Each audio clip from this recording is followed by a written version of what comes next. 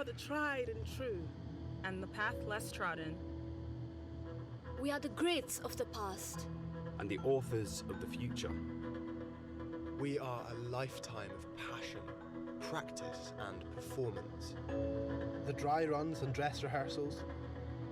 The curtain calls and standing ovations.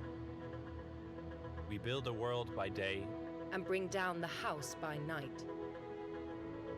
We are the students who teach and the teachers who learn.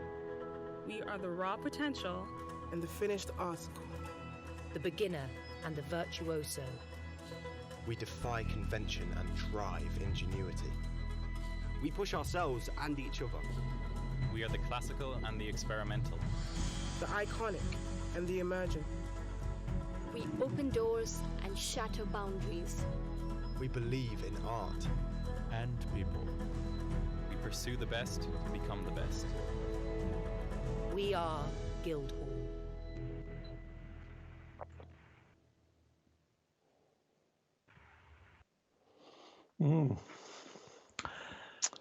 Great. Over the last 12 months, we've seen many musical collaborations. One element crucial to the success of an online music event is low latency. If the pianist hears the violinist a second late, the performance is going to sound somewhat disjointed. Absolutely, and one such organisation to make a significant investment in the streaming and broadcasting capabilities is the Guildhall School of Music and Drama, with, as a result of COVID-19 challenges, recent investments in new NDI video and Dante audio networks, enabling low latency collaboration between spaces in the school. So as you can see, we're not in our usual KitPlus TV virtual set today. Instead, we are being somewhat remotely controlled by Newtek and joined by Julian Hepple, Guildhall School's head of recording and a 3-time Grammy-nominated producer, engineer, whose credits include Prince, Anushka Shankar, Keith Jarrett, Robert Glasper, One Direction and the London Symphony Orchestra. And also we're joined by Tony Gill, who's managing director of Altered Images, who delivered the system. And we're going to be talking about the recent tech investments and the Guildhall Gold Medal performance. But just before we begin the chat, let's take a quick look at this video.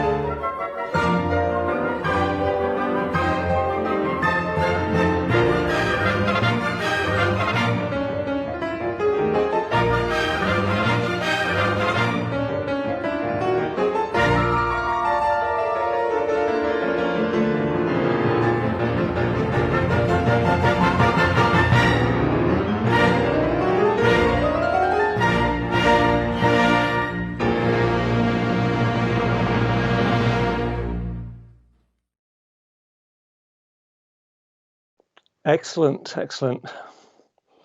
Hi, gentlemen. Hi. Thanks for joining us. Julian, if we can start with you, it'd be good. Pre-pandemic, what did the original project look like? Yeah, so we didn't have a project before the pandemic. The Guildhall has 6 main performance spaces and about 40 large classrooms as well. And whilst they were really nicely equipped, they were very separately equipped, kind of siloed, with no kind of architecture and infrastructure kind of sat above them all. So everything my team, my recording team did, so there's 8 of us here at the school, and we make about 4,000 to 6,000 pieces of content a year. Everything happened in each theatre, in each space. So before kind of the middle of May last year, we didn't have a project. And the little video you guys have just seen was filmed at the start of September. So we were able to do quite a quick kind of 3-month turnaround from nothing to quite a turnkey system. So the project basically came out of a need, you know, it was born as a response to COVID and social distancing. Absolutely. So there were a couple of things we wanted to achieve. The first concert we kind of produced using this system was the school's gold medal competition, which is its kind of premier music prize. That's happened every year since 1915, so it's never not happened. So as soon as the school was closed back in March 2020, we knew we wanted to try and figure out a way to enable large-scale music making and collaboration to happen, and not just have to reduce our numbers to the amount of people allowed in a space, with 3 meters in each direction between every brass instrument, which would have meant 120 musicians, usually on our symphony hall, concert hall stage, is suddenly 15 musicians, and that paints a very different picture. So, we kind of tried to seize the moment of having an empty space, which is always one of the hardest things for install and infrastructure upgrade, physically access to all those spaces, and a window of time to do it. And we ended up with our NDI solution. Yeah, and we're going to explore all that in the next 10 or 15 minutes. But Tony, before that, why was this such an important project? The thing that Julian's already mentioned, the fact that this event has never not happened, and that wasn't an option. It had to happen somehow. And we were still getting to grips with the pandemic, but it really felt like the time was right and the technology was there that this should be possible and it should be achievable, even on the grand scale of desire that the school had. And I think that's the thing that really got me excited about the project, was the scale, the timing, and the technology, all just kind of falling within this pandemic world where optimism was seeing us through it. So, quite an optimistic challenge. Did it throw any unexpected challenges? I think you're dealing with, for example, new buildings and old buildings. I imagine the install was a bit. Yeah, exactly that. We had relentlessly moving parameters every day, right? So just that, can this person come to work today is not necessarily possible, followed by, has this shipment arrived? All the stuff you kind of just take for granted. Coupled with, so we have 2 main buildings in the school that are across the road from each other. One of them built in the 50s, so it's a kind of brutalist concrete building. So we're attached to the Barbican Centre in London. So 5-foot concrete walls. Just getting a cable from one wall to another requires Class 2 planning permission, all that kind of stuff. And a new building which was built in I think about 2012. Which is blessed with more fibre than you could ever need, and more. Thank goodness the guys that designed that. You cannot move for fibre. So we had this real kind of rich house, poor house scenario, and a short amount of time to get it done, which was why it was so thrilling for us to be able to achieve that. And by the time our students were back on campus, they could just make music. And I think what I really love about our system is that the students don't notice the technology. And I always think that's a real wonderful thing. It's one thing to kind of go, oh, that's a cool kind of tech gimmick. That's really clever use of the tech. But I always think it's a bit richer, isn't it? When people don't even notice and you just go in kind of straight to the artistry and the music and what people really want to engage with, rather than noticing the technology. Yeah, of course. Now, Tony, Julian mentioned there about the 2 buildings that make up the Guildhall. Now, I understand they use a single network, so reusing the existing network infrastructure and the building on top of this with both NDI and Dante, meeting at a TriCaster. I mean, how does that work in practice? And is it always safe and wise to mix the protocols like this? It needs to be considered. I think first off, we were blessed by the fact that there was an awful lot of fibre in both of the buildings, actually, but also connectivity, multiple connectivity between the 2. So we were able to design a system where a single core switch could have, I think we had 13 switches initially hanging off that core, spread across the 2 buildings, various floors, performance spaces.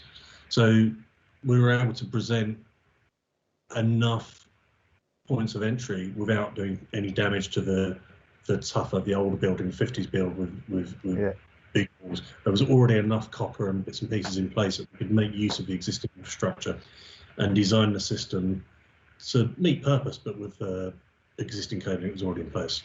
So that was the key to success, really, on the network side.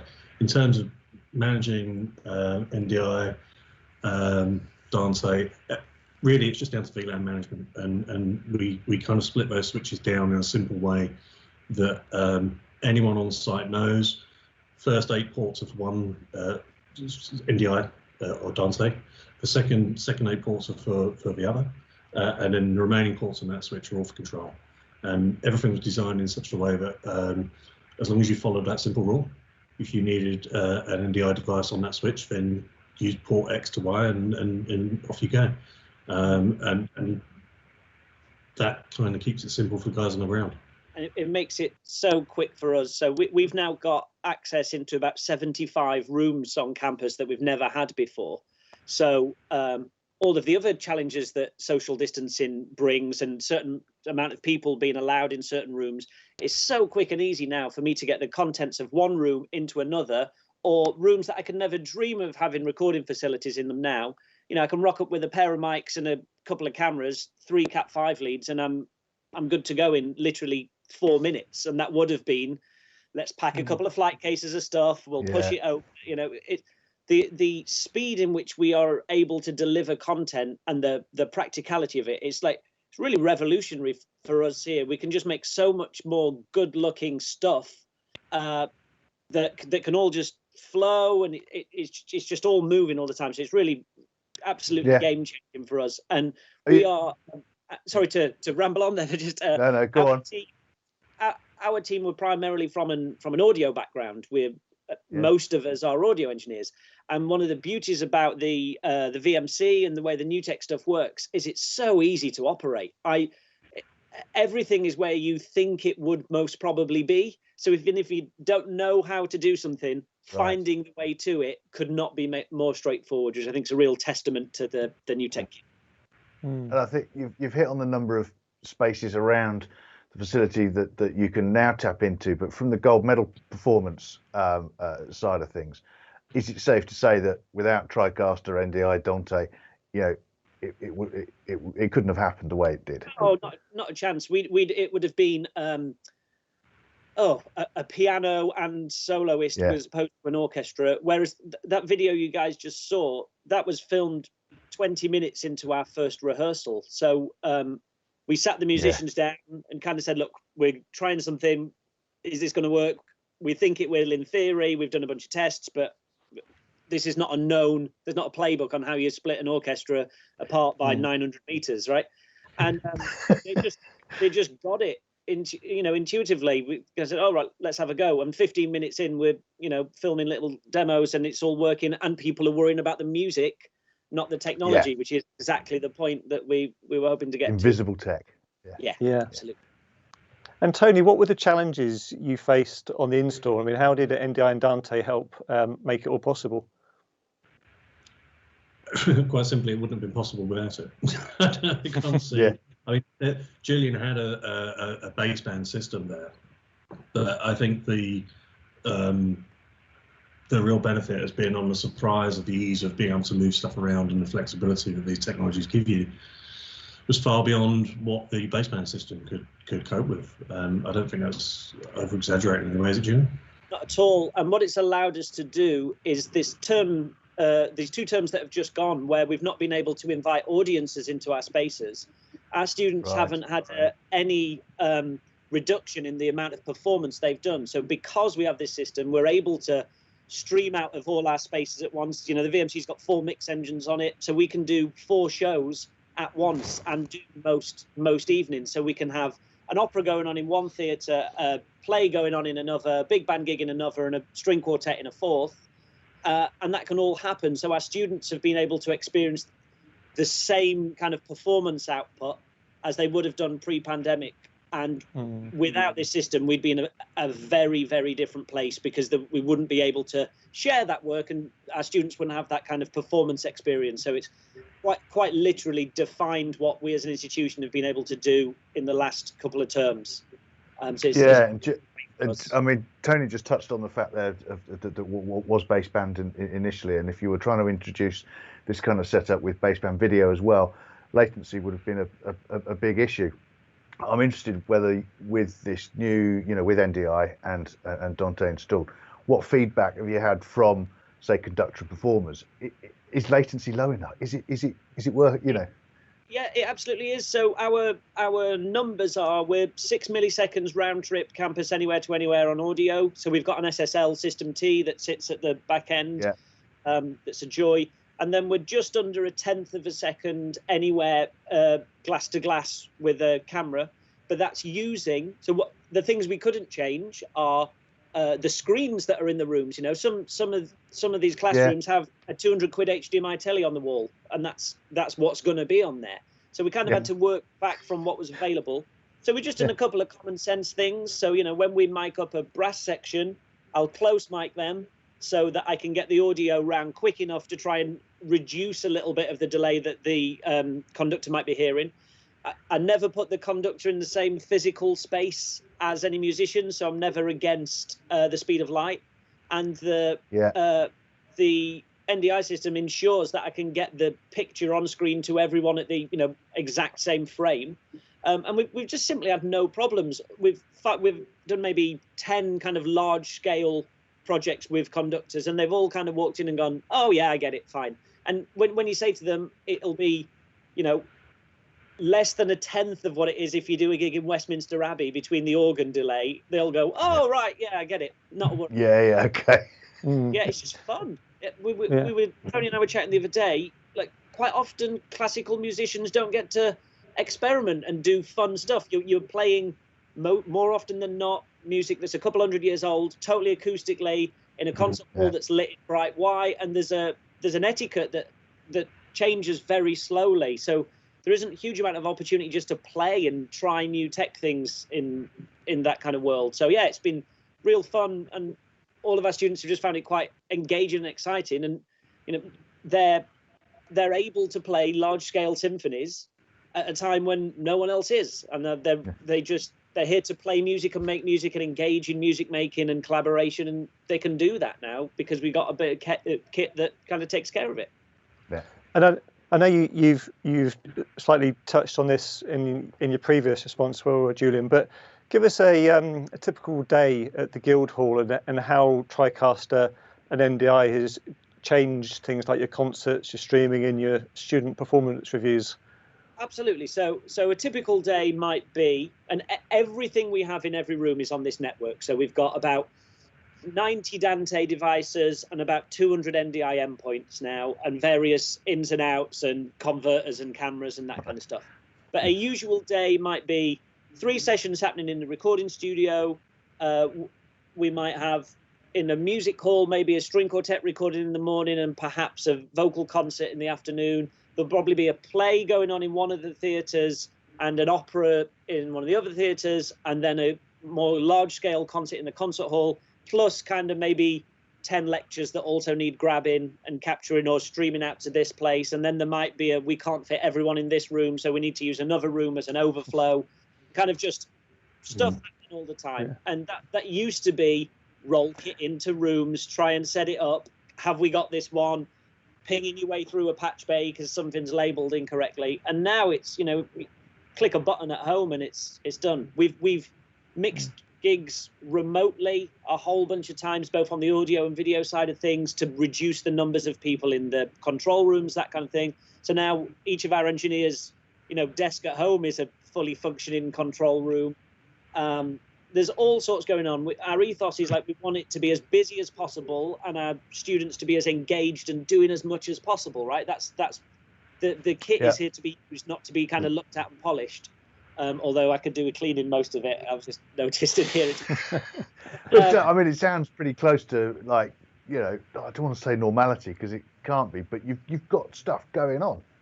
Yeah, we've got stuff going on, and all that would be happening without this kit is it would be going on, but everything would be in rehearsal mode. There would be no finished product to anything. Right. Whereas in our autumn term just gone, I think we shared 112 different concerts and performances over a kind of 2.5 month period. So we're making kind of 3 or 4 things a day.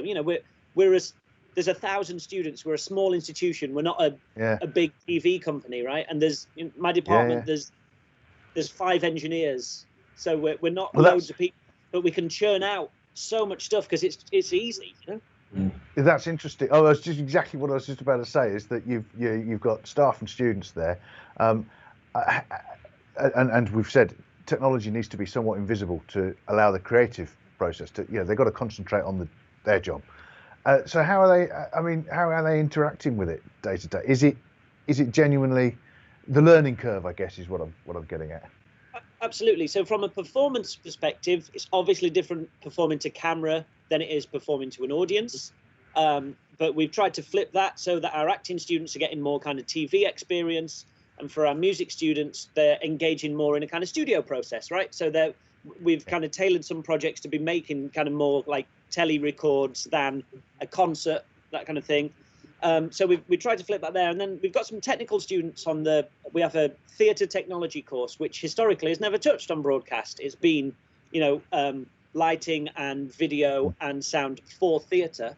But now we've got students driving cameras, vision mixing projects, engaging on projects, students who would have never, because we've never had this facility before, skilling and hopefully prepping them slightly for how the landscape may differ moving forward. So it's totally revolutionary for us and what we're able to do. We're so grateful. Yeah. So Tony, a couple of questions now on the install and testing phase. I mean, how did you go about doing a project like this during a pandemic? And how did you test it all out? And how did NDI and ndi-hx compare for performances that the Guildhall are doing? I mean, I guess first off, I'm blessed by having a team of great engineers. Love challenges, which helps go a long way. Some of this technology was relatively new. There were some cameras in here that were relatively newly launched in bird dog cameras. And we had a bit of a learning curve with those. It was the first project we worked with those. I think there were a whole bunch of rudimentary tests that we were doing both offline at our lab facility in West London and also on site with Julian and his team. That ultimately, they were relatively low tech. The aim was to bring that latency down as much as possible. That was the key to the door, getting that latency down to a tenth of a second was really the ultimate aim. Changing frame rates, checking distances, all those kind of tests. That was really the crux of most of the testing. The VMC, it's a great product. There's a whole bunch of panels that were built for that to enable the guys to work from home and to juggle the amount of performances they have.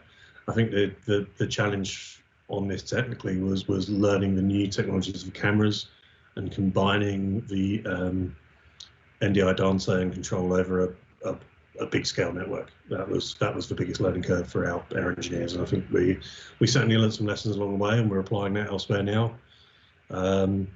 There's definitely other venues that are looking at this for sure.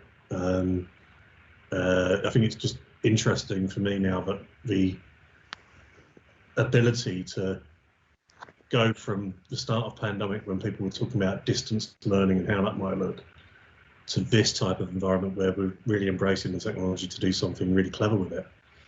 And then the whole end point of actually we're doing this clever stuff with the technology and enabling all of this great creative work.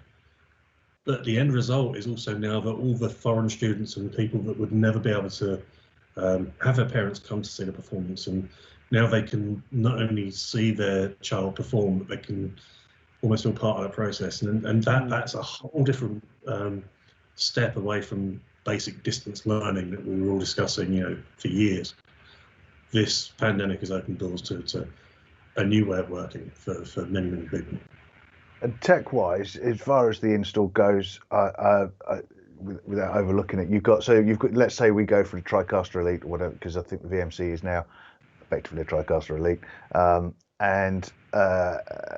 Is there a comparison? Is there a difference between NDI and ndi-hx in performance for this purpose?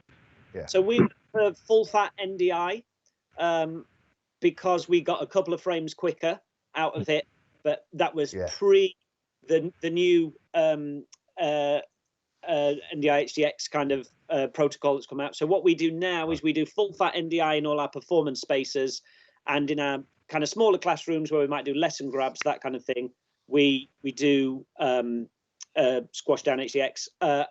You can't see the difference, if I'm being totally honest. No. On like, it depends where it's going. Unless I'm rendering a ProRes for someone to watch on a big fancy screen. Yeah. If you just look at these, which do you prefer? No one's going to call it. Horses it's great. Courses, works. Yeah. So we try and save the data where we can, just to I don't really know. We don't even need to do that, but it's yeah. Keep the network engineer. So we've also seen, Julian, that with TriCaster and NDI, you can drive multiple performances and spaces from that single system. What's it like in practice? I mean, is all the remote operation quite tricky and difficult to learn? Could not be easier, right? So we have a kind of principle where it can be as clever as you want, but if it's not easy to operate, it's not right for us, because most of the stuff we need to do on a day-to-day level is really basic. So we're cutting 4 cameras, overlaying a little bit of text. That's pretty much it, because we're capturing live performance most of the time. So we judge our quality on how quickly can we get this together and how many of them can we do at the same time. So the fact I can just walk into a room with 3 cameras and 3 pieces of Cat5, plug them in, and then walk back to any computer in our space anywhere or any control area, and in like under 5 minutes, I've built a live panel, put them up, and I'm mixing cameras together, and away we go. And the beauty of the live panel system as well is it really it gives the students the opportunity to get it wrong. So I can build a live panel for them. They can do their gig, and they can know that there's no way they are going to unpatch someone else's scenario, in another room, or cut to the wrong place, or all those like rookie mistakes we all need to make when we're 18, 19, starting out, kind of thing. So there's a safety net there for them, but it's so easy. And like someone will kind of run in and go, oh, is there any chance I can do this in 10 minutes, and ask for the world? And now it's kind of like, well, probably, yeah, give me a second, we'll grab a screen and a converter and 3 cameras and plug them in here, and we're good to go. So it couldn't be easier for us. And like the KVM on the VMC means that anyone can control anything from anywhere. So like I say, we've done shows from home, and no one knows. Like it's game change for us. Absolute game. Before Tony, just before we go for you get a final word off Julian, I think what you've highlighted some lessons that you've taken away from this install. Tell me that there's an increase in demand. Are you seeing a bit more of this being asked for? Absolutely. We're working on a couple of projects at the moment that are similar. Maybe don't have the history and the gravitas that Julian's got, but kind of the more modern ways of approaching this as well. It's really interesting take to have a music performance venue. Actually, one of our classes is talking just about having the ability of having influencers. I don't understand what that is. I'm in my 40s, but I understand it's something to do with social media. So having influencers invited to a performance, giving them phones and letting them go onto the floor and shoot their own experience of that concert. So bringing different angles and perspectives to a performance is, again, only possible with this kind of technology. Bringing in third parties from the audience and making a whole production side event of their perspective just is fantastic. I think that's amazing. We're working on that really hard with someone at the moment. I think it's sparked a whole bunch of interesting ideas, and as horrific as this pandemic has been, I think it has been. I kind of liken it to the Fukushima with dust cloud that kind of forced everyone to go from tape to file. I think this pandemic has forced another huge leap forward in the industry that has made us realise the potential of all this stuff. And not just let's do it, and what else can we do with it? That's been real eye-opening for me. Yeah, fantastic. So, Julian, last word. I sense this is the start of a new journey for the Guildhall. Tell us what's next with your TriCaster, NDI, and Dante. Sure. So on the kind of video side of it, we're starting to use NDI more in our theatre productions for things like DSM copybooks, so we can have, we have hopefully gone are the days of dragging the media servers across the road from the teaching room. Oh, where are they? Oh, we need them in this theatre now. So all of that's kind of gone because it can all sit there. With students engaging with the NDI network now to do quick records on their phones of rehearsals and things like that are happening. On the music side of things, students can just record anywhere, right? So it's a super useful tool to improve, your craft. You know, if you're just having a practice session in a tiny practice room, it's hit a couple of buttons, I'm recording, I can review that, see what's been going on. So we're just looking at expanding our endpoints and using it in more creative ways. We've just built a kind of green screen room downstairs where we're kind of starting to experiment with virtual production and Unreal and all that kind of stuff. So it's just, now we've got a base level of, we can do really well what we used to do. We're kind of like, well, what's the stuff we've not thought about, right? What's the fun stuff that, because we've got the creative minds here, and now we've got an infrastructure that can support that. So I'm really hoping the next year, man, we're going to start getting audiences back in, doing fun things. Everyone's going to be connecting. It should be, really exciting time for us. Yeah, I think it's a time, watch this space, follow all of the Instagrams and all the things and find out what's going on. Yeah, just keep an eye on it. There's going to be some good stuff, I'm sure. Brilliant. I'm going to round it up. Thank you very much, everyone, for coming in today, and thanks for watching. Thanks to Newtek especially for this great new virtual studio for the afternoon, taking control and making it so easy, and of course delivered with all of us in separate locations. Yeah, and of course thanks to Mediaproxy for their ongoing support of KitPlus TV. You can find out about them at mediaproxy.com. Finally, don't forget, if you want to listen to KitPlus TV on the move, then check out the KitPlus podcast with a massive back catalogue of shows now available. We'll see you next time.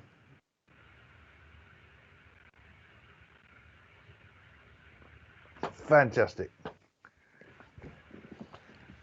Are you two not in the same room then?